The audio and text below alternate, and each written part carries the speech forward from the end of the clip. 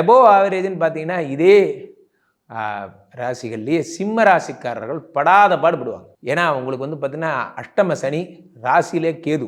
அஷ்டம சனி கஷ்டங்களை தான் தருவார். சார் நீங்கள் ஒரு ப்ராஜெக்ட் பண்ணுறீங்க, உங்கள் மேனேஜரை கூப்பிட்டு கேட்குறாரு, இந்த ஈவெண்ட் பண்ணலாமாச்சு, எப்படி இந்த ஈவெண்ட் பண்ணலாமா? நீங்கள் சொல்லுங்கள், சார் இந்த வேலைலாம் வேணாம் சார், இந்த வேலைலாம் வேணாம் சார், நம்ம சேனலில் இருக்கிற பிராண்டிங்க்கு நம்ம இந்த மாதிரிலாம் இறங்கி போனால் நம்ம கெத்துக்கு அசிங்கம் அப்படின்னு இந்த வேலைலாம் வேணாம் சார் நீங்கள். ஆனால் மேனேஜ்மெண்ட் என்ன புரிஞ்சுக்கணும்னா, உங்களுக்கு இந்த வேலை வேணாம்னு நினச்சி உங்களை அந்த ப்ராஜெக்ட்லேருந்து எடுத்துகிட்டு வேற ஒருத்தர் போட்டுரும். நான் சொல்ல வந்தது வந்து, நான் எடுத்துக்காட்டாக இருக்க விரும்பினேன், இன்னொருவர் என்னை எடுத்து காட்டி விட்டார் அப்படிங்கிற மாதிரி நிகழ்ச்சிகள்லாம் நடக்கும் உங்களுக்கு. பார்த்தீங்கன்னா அதனால தான் சொல்லுது, when you become famous ஓவரா somebody will put camera. So சிம்மராசிக்காரர்கள் ரொம்ப ஜாக்கிரதையாக இருக்கணும்.